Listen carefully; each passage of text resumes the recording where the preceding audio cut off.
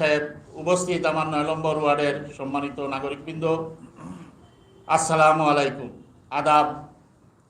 সম্মানিত সাংবাদিকবৃন্দ, আপনারা জানেন আমি দীর্ঘত বিএনপির জন্ম থেকে আমি আমার বিএনপি করে আসতেছি এবং বিএনপিই আমার আদর্শ, বিএনপিই আমি লালন করি, বিএনপির আদর্শকে আমি মানিয়ে চলি। আমি শহীদ জিয়ার একজন আদর্শ সৈনিক। আমি বেগম খালেদা জিয়ার নেতৃত্বে আমরা এই সিলেটে, সারা বাংলাদেশে আপনারা জানেন এই স্বৈরাচার সরকার, যে সরকারের অধীনে আমরা 2018-তে আমরা এই পাতানো নির্বাচনে আমরা গিয়েছিলাম। এই পাতানো নির্বাচনের মাধ্যমে আমরা কি দেখতে পেলাম যে পুলিশের যে জুলুম অত্যাচারী এবং আমাদেরকে এজেন্টদেরকে সেন্টার থেকে বাহরিয়ে দেওয়া এবং আমাদেরকে গ্রেফতার করা, আমাদেরকে হুমকি দামকি দেওয়া এবং আমাদেরকে জেল জুলুম বিভিন্ন রকমের হেরানির মাধ্যমে রেখে তারা 2018 নির্বাচন করেছে। যে 18 নির্বাচনের মাধ্যমে আমাদের যে একটি অভিজ্ঞতা হয়েছে, সেই অভিজ্ঞতার আলোতে আমরা বর্তমানে সিটি কর্পোরেশনের যে নির্বাচন সিলেটে, আপনারা জানেন যে সিলেটের 21 জুনেই আমাদের সিলেট নির্বাচন। সেই নির্বাচনে আমি একজন 9 নম্বর ওয়ার্ডের একজন প্রার্থী হিসাবে আমি 9 নম্বর ওয়ার্ডে আমি সর্বদা জনগণের পাশে গিয়েছিলাম। আমি আমার প্রত্যেকটি ওয়ার্ডে, আমি আমার মসজিদে, প্রত্যেকটি জুম্মার নামাজে প্রত্যেক মসজিদে গিয়ে আমি মুসল্লিদের সাথে নামাজ আদায় করেছি এবং সেখান থেকে আমার মুসল্লিদের কাছে যে আনন্দ পেয়েছি, যে উৎসাহিত হয়েছিলাম, আমি সেইগুলা ভুলার নয়। আমি দেখলাম আমার 9 নম্বর ওয়ার্ডে আমি প্রত্যেকটি কলোনি গিয়েছিলাম, প্রত্যেক গরিবদের কাছে গিয়েছিলাম, প্রত্যেক ভোটারদের কাছে গিয়েছিলাম।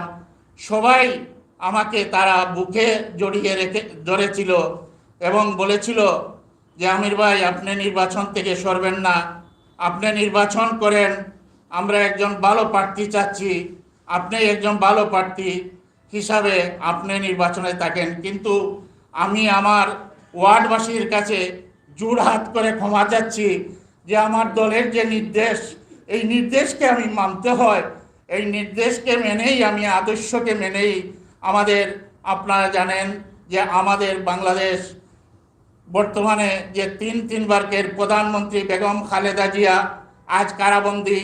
আমাদের নেত্রীকে কারাবন্দী রেখে আমরা যে নির্বাচনে যাব, এই নির্বাচন আমরা চাই না। আমার বাংলাদেশ, আমাদের সাবেক প্রধানমন্ত্রী বেগম খালেদা জিয়ার সুপুত্র, যিনি আমাদের আগামীর অহংকার, আমাদের রাষ্ট্রনায়ক জনাব তারেক রহমান সাহেবের আপনার নির্দেশে এবং আমাদের উপরে যে জুলুম অত্যাচারী যে মামলা হামলা, এইগুলা নিয়ে আমরা 10 দফা নিয়ে আমরা মাঠে নেমেছেন। যার কারণে আমার নেতার নির্দেশ অনুযায়ী আমার নেতাকে সম্মান জানিয়ে, আমার দলকে সম্মান জানিয়ে আজকে আমি আমার 9 নম্বর ওয়ার্ডের পক্ষ থেকে আমি নির্বাচনের যে ঘোষণা দিয়েছিলাম সেখান থেকে আমি সরে দাঁড়াচ্ছি। আমি আর নির্বাচন করব না। আপনারা জানেন আগামী গেছে কাল যে আমাদের মেয়র মহোদয় যে নির্বাচন থেকে সরে আসছেন এবং আমরা জানি যে একটি সুষ্ঠু নির্বাচন হবে না, যে নির্বাচনে আমাদের উপরে 2018 সালের মতো আবার নির্যাতন হবে, সেইগুলাকে ফলো রেখে আমি নির্বাচন থেকে সরে দাঁড়াচ্ছি। সম্মানিত ওয়ার্ডবাসী, আপনাদের কাছে আমি ক্ষমা প্রার্থী। আমি আমার দলের নির্দেশ মানতে হবে, আমার দলকে আমি ভালোবাসি, এই দল নিয়েই আমরা মরতে হবে, দলের নাম নিয়ে। আপনারা জানেন বাংলাদেশে আনাচে কানাচে আমাদের অনেক বিএনপি ভাইরা জেলে আছে, তাদেরকে জেলে রেখে আমরা নির্বাচন করব। এই নির্বাচন আমরা কখনো চাবো না তাদের সাথে আমরা বেইমানি করব না। আমাদের আমাদের ছেলেদের অহংকার, 1 কোটি মানুষের নয়নের মণি জনাব ইলাস সাহেবকে, এমপি ইলাস সাহেবকে, জুনেদ আনসারকে গুম করে রাখা হয়েছে। আমরা এই নির্বাচনে যাব না। আমরা আমাদের অনেক বিএনপির ভাইদেরকে পুলিশের নির্যাতনে এবং পুলিশের গুলিতে যারা মৃত্যুবরণ করেছে তাদের লাশের উপরে, তাদের রক্তের উপরে আমরা এই নির্বাচনে আমরা যাব না। আমরা তাদের সাথে বেইমানি করব না। দেশের সাথেও আমরা এই দেশের নির্বাচন যে পাতানো নির্বাচনে আমরা কোনো পাও দিব না। আমি অনুরোধ করব আমাদের যারা বিএনপির বাইরা আছেন, সামনে যে নির্বাচন থেকে আপনারা দলকে সম্মান দিয়ে আপনারা নিজ নিজ অবস্থানে চলে যান। ইনশাআল্লাহ আমাদের চেয়ে দল বড়, দল থেকে দেশ বড়। সম্মানিত উপস্থিতি, সম্মানিত সাংবাদিক ভাইরা, আমি আমার অবস্থান থেকে এখন আমি সরে দাঁড়াচ্ছি। আমি আবার ওয়ার্ডবাসীর কাছে, ভোটার ভাইদের কাছে, সবার কাছে ক্ষমা চাচ্ছি। আপনারা দয়া করে আপনারা ভুল বুঝবেন না। আমার দলকে ভালোবাসি। দলের যতটি সিদ্ধান্ত আসবে সব সিদ্ধান্তকে আমরা মানিয়েই আমরা এই থাকতে হবে। আমি এই বলেই আমার বক্তব্য এখানেই শেষ করছি। আসসালামু আলাইকুম।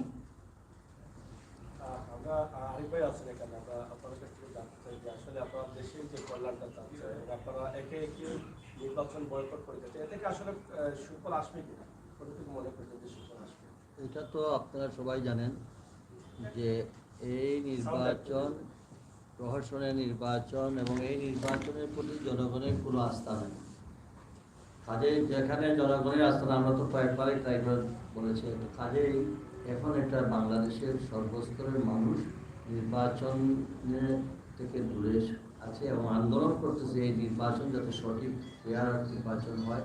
মানুষের ভোটের অধিকারের জন্য একটু বিএনপি আন্দোলনে নামছে। এই অধিকার আদায় না হওয়া পর্যন্ত আমরা এই সরকারের অধীনে কোনো নির্বাচনে আমরা যাব। আরেকটা বিষয়, আপনাদের সিলেট যেহেতু 42টি ওয়ার্ড, আপনি আরও 12টি ওয়ার্ড করেছেন, আর সেক্ষেত্রে আপনাদের বিএনপির অনেক প্রার্থীরা কিন্তু এখন আছেন, তারা এখনো কোনো ঘোষণা দেয়নি যে তারা অপেক্ষা করুন। দেখবেন যারা বিএনপি করে তারা কখনোই সিদ্ধান্ত অবশ্যই বিএনপির সিদ্ধান্তের প্রতি সমর্থন জানাবে। আমার মনে হয় একটু অপেক্ষা করেছিল মেয়র এবং অন্যান্য যে এগুলো তো কালকে ক্লিয়ার হয়েছে, এবং আমার মনে হয় আজকের মধ্যেই দেখবেন এবং আগামীকালকে দেখবেন আমাদের অনেকেই যারা বিএনপির মধ্যে আছে, বিএনপি কেন এখন তো একটু তাকান আপনার কি হচ্ছে গাজীপুরে, আপনার অন্য কোনো দরকার নেই, বাস্তবতাটা দেখেন গাজীপুরের অবস্থা। তো এটা দেখেও যদি বলেন আপনারা কেন বলেন, আমরা এমনি আমাদের আন্দোলনের প্রতি সারা বাংলাদেশের সকল রাজনৈতিক দল এবং এক হয়ে এই আন্দোলনে চলে গেছে। একটা প্রশ্ন, আসলে এটা আসলে করাটা ঠিক হবে কিনা জানি না, তারপরও অনেক সোশ্যাল মিডিয়াতে দেখছি আমরা যে আপনার স্ত্রী নির্বাচনে অংশগ্রহণ করছেন বলে তারা প্রচার করছে, এটা আপনার মুখ থেকে একদম ক্লিয়ার। গতকালকে আমি আমার পরিবারের সদস্য নিয়ে শোনেন, এটা একটা বিভ্রান্তি ছড়ানোর জন্য যারা কোনোভাবেই কিছু করতে পারে নাই, এখন তারা আমি যেখানে যাবো না, আমার স্ত্রী কেন, আমার পরিবার কেন, আমার কোনো সদস্যই সেখানে যাবে না। এবং আমার স্ত্রী কখনোই কোনো রাজনীতির সঙ্গে সম্পৃক্ত, সে একজন গৃহিণী। এবং আমি অনুরোধ করে কালকেই বলেছি, আপনারা যদি ভয়েস অফ সিলেটে দেখেন, তাৎক্ষণিকভাবেই আমরা বলেছিলাম যে দয়া করে এই ধরনের প্রচারণাতে না যাওয়ার জন্য। আমরা যারা বিএনপি করি, আমাদের সমস্ত পরিবার পরিজন, আমরা পরিবারের সিদ্ধান্ত নিয়েই আমরা সিদ্ধান্ত নিয়েছি, দলের সিদ্ধান্তের প্রতি সমর্থন জানিয়ে। কাজেই আমি অনুরোধ করব দয়া করে এই ধরনের কোনো বিভ্রান্তিকর এবং এইসব গুজবে যেন আপনারা কান না দেন। আমি মনে করি এটা একটা মানে মানুষকে অপপ্রচারের মাধ্যমে মানুষকে বিভ্রান্ত করার জন্য। আমি গতকালকেই আমরা এটা দেখেছি এবং গতকালকেই আমরা ভয়েস অফ যারা এই মিডিয়া ছিল তাদের মাধ্যমে আমরা এটা প্রতিবাদ করেছি। আপনাকেও বললাম, আপনাদের সকলের মাধ্যমে এই ধরনের অপপ্রচার থেকে যেন সকলেই বিরত থাকে। আমরা একটু নাসিম ভাইয়ের সাথে একটু কথা বলতে চাই। নাসিম ভাই, আমরা যতটুকু শুনলাম গতকাল আর চৌধুরী যখন বন্ধ করেছে নির্বাচন, তারপরেই কিন্তু আওয়ামী লীগের যারা নেতৃত্ব দিচ্ছেন তারা বিভিন্নভাবে বলছেন যে তারা যে আরিফুল চৌধুরী যে কথাগুলো বলেছেন, ভোট চোর বা EVM এর ভোটের মাধ্যমে কোনো ভোট চুরির কোনো সিস্টেম নেই, এগুলোকে তারা বিভিন্নভাবে প্রচার করছেন। এটা নিয়ে আপনার আসলে কি বক্তব্য রয়েছে? এটাতে বক্তব্য খুব সুস্পষ্ট। প্রথমে আমি একটু আরিফুল হকের মিসের সম্বন্ধে যে কথাটি এসেছে, যারা বিভিন্ন চক্রান্ত করে ষড়যন্ত্র করে মনে করেছিল আরিফুল হককে ছলনা বলনা দিয়ে তারা নির্বাচনে নিয়ে তাকে নানাভাবে হেনস্থা করবে, তাদের এই নীল নকশা ব্যর্থ হওয়ার কারণেই তারা এই নানা ধরনের অপপ্রচার শুরু করেছে। আমরা আশা করব আপনারা সচেতন যারা আছেন, বিশেষ করে মিডিয়াতে, আপনারা সব দিক বিবেচনা দেখেন, আপনারা এই বিষয়টি জানাবেন যে আরিফুল হক করছে না দলের সর্বোচ্চ সিদ্ধান্তের কারণ আরিফুল হকের এবং দলের প্রতি তার যে দীর্ঘদিনের পরিশ্রম সে তারই ফলশ্রুতিতে আরিফুল করে না। দলের যে আপনি যে কথাটি বলেছেন নির্বাচন নিয়ে আপনারা সকলেই জানেন, এখানে গত 2টি টার্মে তারা প্রথম টার্মে সম্পূর্ণ বিনা ভোটে তারা নির্বাচিত হয়ে এসেছে।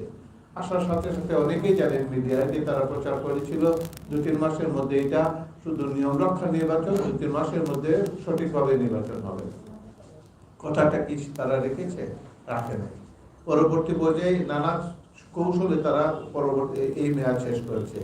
গত টার্মে তারা সম্পূর্ণ দেশের সকল মানুষের চোখের সামনে আগের রাতে ভোট ডাকাতি করে এই নির্বাচন করেছে। কাজে এই সরকারের অধীনে বিএনপি সুস্পষ্ট বক্তব্য, এই সরকারের অধীনে এই নির্বাচন কমিশনের অধীনে কোনো ধরনের কোনো নির্বাচনে বিএনপি অংশগ্রহণ করবে না। তাছাড়া বিএনপি এই সরকারের জনগণের অধিকার আদায়ের জন্য, বাংলাদেশে গণতান্ত্রিক অধিকার আদায়ের জন্য, বাংলাদেশে যে অত্যাচার নির্যাতন হচ্ছে, শোষণ হচ্ছে, মানুষের পকেটে টাকা কেটে নিয়ে হাজার হাজার কোটি কোটি লক্ষ লক্ষ কোটি টাকা তারা আত্মসাৎ করছে, বিদেশে পাচার করছে, এই সকল কর্মকাণ্ড থেকে দেশকে রক্ষা করার জন্য যে আমাদের দাবি আছে 10 দফা দাবি সহ আপনারা শুনেছেন। গতকালকে আমাদের মহাসচিব বলেছেন আর কোনো দাবি নাই, দাবি একটাই, শেখ হাসিনার পতন চাই। সেই শেখ হাসিনার পতনের আন্দোলন সামনে রেখে আমাদের যে তার কূটকৌশল নিয়েছিল, আমাদের নেতা কর্মীদেরকে বিভ্রান্ত করার যে কূটকৌশল নিয়েছিল, তার থেকে বিরত থাকার জন্যই দল এটা সুচিন্তিত মতামত দিয়েছে যে আমরা নির্বাচনে অংশগ্রহণ করছি না। আমরা আরেকটি বিষয় একটু নাসিমের কাছ থেকে জানতে চাই যে আসলে আরিফুল চৌধুরী আসলে অনেকেই বলছেন, বা আমরা যারা শহরে বসবাস করি সাধারণ মানুষ থেকে অনেকে বলে যে আরিফুল চৌধুরী উন্নয়ন করেছেন, কিন্তু তারা সেখানে বিভিন্ন প্রচারণা চালাচ্ছেন। এবং গতকাল থেকে আমরা দেখছি যে আরিফুল চৌধুরী ড্রেনেজের ব্যবস্থা বা জলাবদ্ধতা দূরীকরণের জন্য যে টাকাগুলো বিভিন্ন টাকা দিয়ে ইতিমধ্যে আত্মসাৎ করে, এবং সেই জন্যই কিন্তু উন্নয়ন করতে পারেন নাই বলে কিন্তু নির্বাচন থেকে সরে দাঁড়িয়েছেন। বিশেষ করে এখানে EVM আসলে এটা বড় কিছু না, তারা এই ধরনের কথাবার্তা বলে। এই কথাগুলো আপনারা কিভাবে দেখছেন? এটা তো একটা সকলে সিলেটের সকল মানুষের কাছে দিবালোকের মতো স্পষ্ট। আরিফুল হক এই সিলেটকে কি করেছে? সিলেটের উন্নয়ন, বাংলাদেশের উন্নয়ন মানে বিএনপি উন্নয়ন। সিলেটকে এই পর্যায়ে আমাদের সাবেক অর্থমন্ত্রী সাইফুর রহমান সাহেব সিলেটকে যে পর্যায়ে কাঠামো গঠন করেছিলেন, বিশ্ববিদ্যালয় থেকে শুরু করে, ইঞ্জিনিয়ারিং ইউনিভার্সিটি থেকে শুরু করে, কৃষি ইউনিভার্সিটি থেকে শুরু করে সব কিছু যেভাবে গঠন করেছেন, রাস্তাঘাটে সিলেট শহরে 1 মাইলের মধ্যে 5-5টি ব্রিজ করে তিনি ব্রিজের ব্যবস্থা করেছিলেন। সেই উন্নয়নের ধারাবাহিকতা সেই সাইফুর রহমানের থেকে শিক্ষা নিয়ে উনি তার বিভিন্ন বক্তব্যই বলেছেন, তার শিক্ষা নিয়ে, তার দীক্ষা নিয়ে তিনি যে সিলেটের উন্নয়ন করেছেন, আমরা উন্নয়নের প্রতীক সাইফুর রহমানের পরবর্তী লিগেসি হিসাবে তিনি যে করেছেন, এটা পাগলও স্বীকার করবে এই বিষয়ে।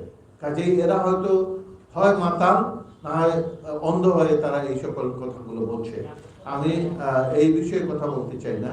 আমি যেটুকু বলতে চাই, আমরা আশা করছি, প্রত্যাশা করছি সাধারণ মানুষ এই সরকারের এই নীলনকশার নির্বাচনে কোনোভাবেই অংশগ্রহণ করবে না, কেউ কেন্দ্রের ধারে কাছেও যাবে না। আমরা সেটা প্রত্যাশা করছি, কারণ এই সরকারের, এই অত্যাচারী সরকারের দিন শেষ। আমরা অতি সহসা এই সরকারের পতন হবে। আমরা প্রত্যাশা করছি জনগণের আন্দোলনের মাধ্যমে এই সরকারের পতন নিশ্চিত হবে। আমরা কিছু জানতে চাই এই নির্বাচন নিয়ে এবং সিলেট সিটি কর্পোরেশন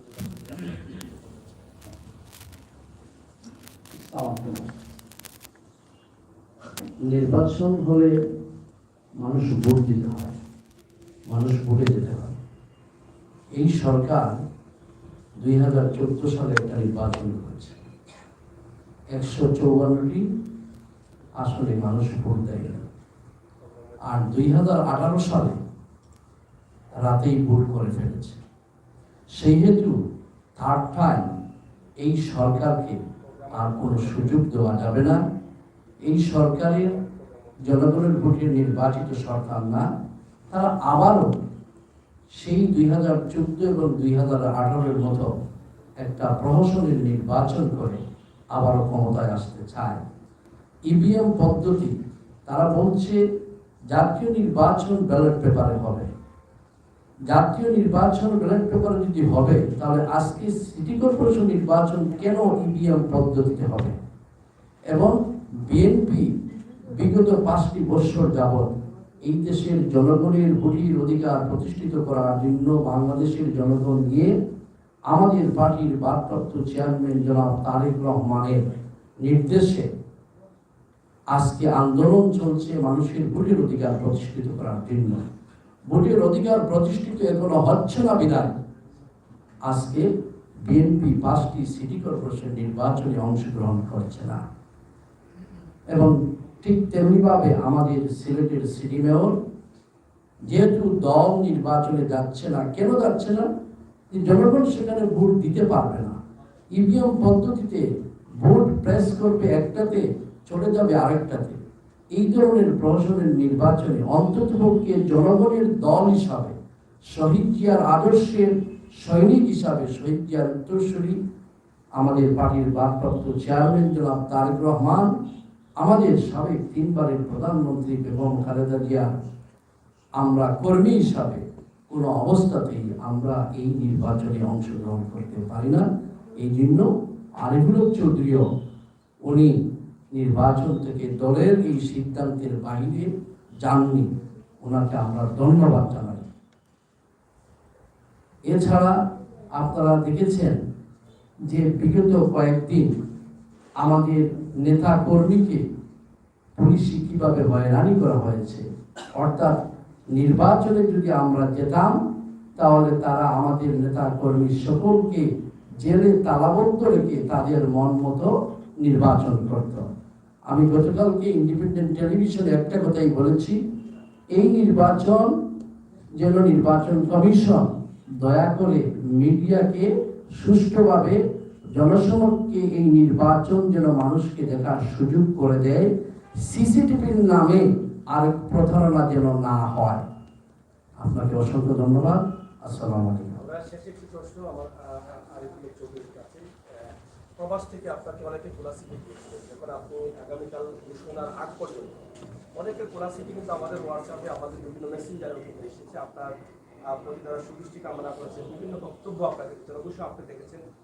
সেই প্রবাসীদের উদ্দেশ্যে আসলে আপনার যে বক্তব্যটি কী রয়েছে, এবং অনেকে সোশ্যাল মিডিয়াতে কিন্তু আপনাকে অভিনন্দন ও কৃতজ্ঞতা জানিয়েছেন যে আপনি সঠিক একটা সিদ্ধান্ত দিয়েছেন, এবং অনেকেই তার আবার বিভিন্ন মন্তব্য তাদের উদ্দেশ্যে কী করবেন সোশ্যাল মিডিয়াতে কাজ করতে? দেখেন, গতকালকে রাত 3টা পর্যন্ত বিশেষ করে যুক্তরাজ্য, ইটালি, ফ্রান্স, কাতার, মিডিল, আমার মনে হয় কালকে রাত 3টা পর্যন্ত আমি সবাই অনলাইনে ছিলাম, প্রবাসী অনলাইন। ম্যাক্সিমাম মানে যারা আমাকে খোলা চিঠি দিয়েছিলেন, যারা আমাকে কোনো কথা না শুনে নির্বাচনে দাঁড়ানোর জন্য প্রস্তাব দিয়েছিলেন, তারা কালকে আমার বক্তব্যের পরে এবং এই বিগত দিনের এই সরকারের আচরণে আমাদের নেতাকর্মীদের উপর হুলিয়া, জেল, তারপরে রিমান্ডে নেওয়া, তাদের এই পুলিশি রদবদল সব কিছু শুনে বুঝে, এবং পাশাপাশি বাংলাদেশের গাজীপুরের ঘটনাগুলো দেখতেছে, সব দেখে যারা আমাকে খোলা চিঠি দিয়েছিলেন, যারা আমাকে একদম সিরিয়াসলি আমাকে বলেছেন, তারাও কালকে আমার বক্তব্যের পরে তারা বলছেন না এটা সঠিক হয়েছে, এবং তারা এটাকে, এবং তারা বলেছেন তাহলে আর নির্বাচন কেন্দ্রে কারো আমরা যাওয়ার প্রয়োজন নেই। পাশাপাশি আমি আজকে সকালে আমাদের অনেক কমিউনিটি, আপনারা জানেন মণিপুরি কমিউনিটি, আমি আজকে একটু আগেও ছিলাম। তারপরে আমাদের অনেক কমিউনিটি যারা সকালে কান্না জড়িত হবে আমাকে, আমি তাদের এখানে আসছি, তাদেরকে এবং বুঝিয়েছি। তো তারা, আমি বললাম যে আপনারা ভোট দিবেন ঠিক আছে, আমি বিশ্বাস করি সিলেটে যদি সত্যিকার অর্থে ভোট হইতো তাহলে 80 ভাগ ভোট আমি দিতাম। কিন্তু এই ভোটটা আপনারা দিবেন এক জায়গায়, যাবে আরেক জায়গায়। আপনারা কালকে নিজেই দেখবেন, অনেকের যদি ভোট হয় আর মানুষ যায়, গেলে হবে তাদের ফিঙ্গারপ্রিন্ট নেই, তো ভোট দিতে পারবে না। কিন্তু তাদের মরা জিতায় প্রবাসে সবাই ভোট হয়ে যাবে। আমার মনে হয় বর্তমান পরিস্থিতির আলোকে যত সময় যাবে জনগণ এই নির্বাচন, আপনি দেখেন সারা বাংলাদেশে কোথাও কিন্তু নির্বাচনের কোনো উৎসাহ নাই। রাজশাহীতে নাই, বরিশালে নাই, খুলনায় নাই, ইভেন গাজীপুর এখন উৎসাহ নাই। গাজীপুর মানুষ মানে অন্যায়ের বিরুদ্ধে মানুষ একজোট পাচ্ছে। এইটাই, তো এই জন্যই বলতে চাচ্ছি যে সিলেটে, আর সিলেটে একটা সম্প্রীতি ছিল। সিলেটের আমরা রাজনৈতিক সম্প্রীতি, ধর্মীয় সম্প্রীতি, আমাদের ফ্যামিলি বন্ডিং, এটা বাংলাদেশের মধ্যে আলাদা একটা মডেল ছিলেন।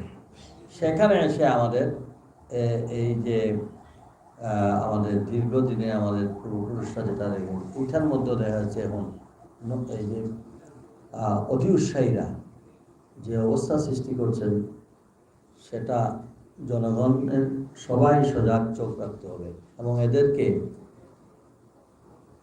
ব্যালটের মাধ্যমে, আগামী দিনে ব্যালটের মাধ্যমে, এই প্রশাসনের নির্বাচনে না, যে নির্বাচন জনগণ দাবি আদায়ের মধ্যে যে সুষ্ঠু নিরপেক্ষ নির্বাচন হবে, সেই নির্বাচনে ব্যালটের মাধ্যমে এদের জবাব দিতে হবে।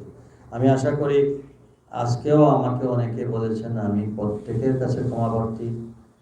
বাস্তবতা যদি হইতো আমার দলই বলতো যাও নির্বাচনে যাও, কেন গত 2বার দেয় না? গত 2বার তো এই সরকারের আমলেই আমার দল আমাকে নির্বাচনের জন্য নমিনেশন দিয়েছিল। কিভাবে গতবার আপনারাই বলেন কতজন এজেন্ট আপনারা ছিলেন, সেন্টার থেকে বের করে দেওয়া হয়েছিল, কিন্তু এই নগরবাসী তারা তাদের জীবনের বাজি রেখে কৌশল দিয়ে আমাদের মা বোনরা থেকে শুরু করে সবাই ভোট দিয়ে, ভোট কেন্দ্রকে পাহারা দিয়ে, এরপরে রেজাল্ট আনার সময় রাত্রে 11টা-12টা পর্যন্ত মানুষ সেখানে জড়ো হয়ে আদায় করেছিলেন। যার জন্য এটাও তো গতবারে তো 1 ঘন্টা বন্ধ ছিল ভোট রাত্রে। এই যে আমাদের সেক্রেটারি সাহেব বলেন রাত্রে তখন ওই যে আমাদের একটা গান আছে না, দমাদম মস্কাল অন্দর, এইভাবে দমাদম করে রাত্রে ধুম ভোট, উল্টা ভোট দিচ্ছে। এখানে আল্লাহর অলির জায়গা, আমি বলছি না এখানে কোনো কাজ অন্যায় হবে না, মারতে মারছে আর সব এইটা ইনশাআল্লাহ এই পবিত্র মাটি থেকে অন্যায়ের বিরুদ্ধে বিএনপির নেতৃত্বে ইনশাআল্লাহ ঐক্যবদ্ধ আন্দোলন যদি আমরা জনগণের দাবি আদায় করব ইনশাআল্লাহ। ভাই আসলে শেষ প্রশ্ন, আপনাদের অনেক নেতা কর্মীদের জেলে নেওয়া হচ্ছে, যেটা আপনি বলেছেন যে আপনি নির্বাচনে আসবেন কিনা, সেই ঘোষণা দেওয়ার আগেই কিন্তু নেতা কর্মীদের জেলে নেওয়া হচ্ছে। এই বিষয়ে আসলে এখন কি আপনাদের নেতা কর্মীদের নিরাপদ থাকতে পারবে বলে আমি মনে করি এই সরকার যতদিন থাকবে ততদিন পর্যন্ত আমরা আমাদের সেকেন্ড হোম আমরা কিন্তু এখন আর জেল আর মামলা এগুলা এখন আমাদের প্রত্যেকটি নেতা কর্মীদের মধ্যে মাশাআল্লাহ সেঞ্চুরি হয়ে গেছে। কাজে এখন আমাদের মধ্যে আর এইগুলা নিয়ে কিছু নাই।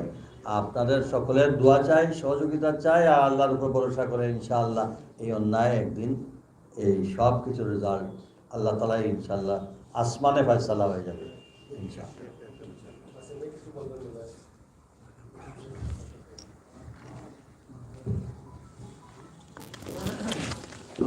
আমরা মহানগর বিএনপির পক্ষ থেকে 9 নম্বর ওয়ার্ডবাসীকে প্রতি কৃতজ্ঞতা জানাচ্ছি।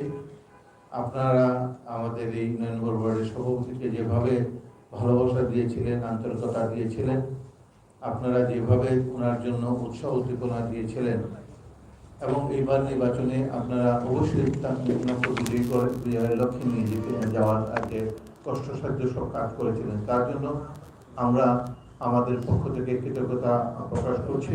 পাশাপাশি যেহেতু দলের সিদ্ধান্ত, পাশাপাশি যেহেতু দলের সিদ্ধান্ত এবং আমাদের ত্যাগী নেতা, আমাদের এই ত্যাগী নেতাদের কারণেই বাংলাদেশ জাতীয়তাবাদী দল আজকে বাংলাদেশের সবচেয়ে বৃহত্তর দল পরিবর্তিত হয়েছে, বৃহত্তর দল হিসাবে আছে। কাজে আমরা আপনাদের প্রতি কৃতজ্ঞতা জানাচ্ছি এবং অনুরোধ করছি এই নির্বাচনে, এই সরকারের অধীনে কোনো নির্বাচনে কোনো কেন্দ্রে আপনারা যাতে না যান। আপনারা এইটুকু, যেহেতু আমরা বয়কট করছি, এই বয়কটে আপনাদের সকলের সার্বিক সহযোগিতা কামনা করছি। এবং আমি আরেকটি বিষয় খুব স্পষ্টভাবে বলতে চাই, কোনো প্রার্থী বা কোনো কারোর সাথে আমাদের বিএনপির নেতাকর্মীরা যেন কোনো ধরনের সংশ্লিষ্ট না থাকে। এই বিষয়টা আপনারা যতই আত্মীয়তা হোক, যতই সম্পর্ক হোক, ব্যক্তি থেকে আমরা বারবারই বলি দল বলো, দলের থেকে দেশ বলো, দেশের প্রয়োজনে আমাদের এই সিদ্ধান্ত। সকলকে ধন্যবাদ। আমি একটা কথা বলছি। আমি আজকে এখানে অনুরোধ জানাবো, আমার সহকর্মী অনেকেই এই নির্বাচনে, আমার পরিষদের অনেক সদস্যই নির্বাচনে তারা অংশগ্রহণ করার জন্য প্রস্তুত নিয়েছেন।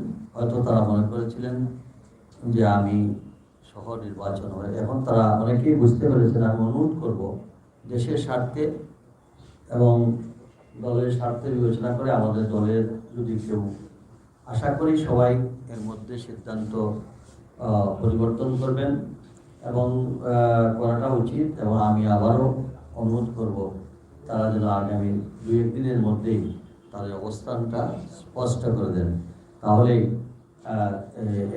এবং এর প্রতিফলন নিশ্চয়ই জনগণ তাদেরকে সেভাবে মূল্যায়ন করবে ভবিষ্যতে। আমি আশা রাখি তারা অতি সত্বর এটা ঘোষণা দিবেন।